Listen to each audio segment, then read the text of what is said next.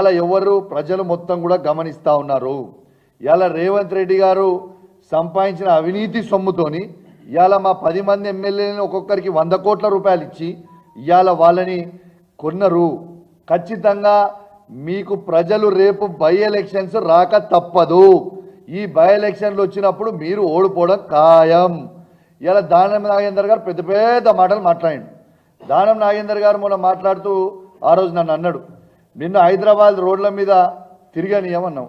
దానం నాగేందర్ గారు మీరు హైదరాబాద్ రోడ్ల మీద నన్ను తిరగని అన్నారు కదా, రేపు మీరు ఇదే హైదరాబాద్ రోడ్ల మీద మిమ్మల్ని ఉరికిస్తాం. Just 1 month, just wait and watch brother.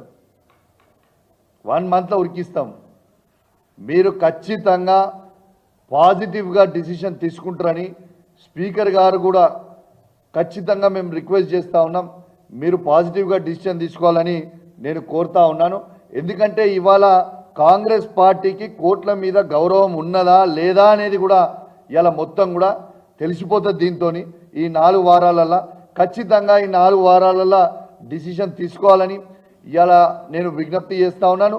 ఇలా నిజంగా డిసిషన్ తీసుకోకపోతే కోర్టే స్వయంగా చెప్పింది, సుమోటో కింద తీసుకొని మళ్ళా కేసుని రీఓపెన్ చేసి మేము డిసిషన్ తీసుకునే పరిస్థితి వస్తుంది అని ఇలా చెప్పారు. కాబట్టి ఖచ్చితంగా డిసిషన్ తీసుకుంటారని నేను పాజిటివ్గా కోరుతా ఉన్నాను.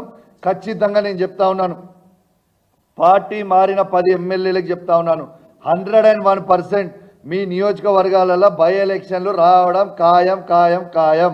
మన ఈ 10 నియోజకవర్గాలలో ఖచ్చితంగా మన బీఆర్ఎస్ పార్టీ కూడా కార్యకర్తలు క్యాడర్ అందరూ కూడా మంచిగా అలర్ట్గా ఉండాలి, రెడీగా ఉండాలి. ఖచ్చితంగా ఎలక్షన్లు వస్తాయి. ఖచ్చితంగా మళ్ళా మనము బీఆర్ఎస్ పార్టీ జెండా ఎగిరేపోతా ఉన్నాం. ఆ 10 నియోజకవర్గాలను కూడా మన క్యాడర్కి మొత్తం కూడా తెలియజేస్తూ, మరియు దాంతోపాటు ఇది బీఆర్ఎస్ పార్టీ విజయం. కేసీఆర్ గారి నాయకత్వంలో కేసీఆర్ గారి ఆదేశాల మేరకు మేము వివేక్ గారు యావత్ బీఆర్ఎస్ పార్టీ మొత్తం నిర్ణయం కూడా తీసుకుని ఇలా కోర్టుల పిటిషన్ వేసినందుకు ఇలా అద్భుతమైన పాజిటివ్ రిజల్ట్ వచ్చినందుకు కూడా కోర్టుకు ధన్యవాదాలు తెలియజేస్తూ ఇదొక బీఆర్ఎస్ పార్టీ విజయం అని కూడా ఈ సందర్భంగా తెలియజేస్తూ, ఎమ్మెల్యేలు బీజేపీ పార్టీకి ఓటేసినప్పుడు విదిన్ 48 అవర్స్లో వాళ్ళని డిస్క్వాలిఫై చేసిరు కాంగ్రెస్ పార్టీ. అక్కడ డిస్క్వాలిఫై చేసి లేటెస్ట్గా నిర్ణయం ఏం తీసుకున్నారు,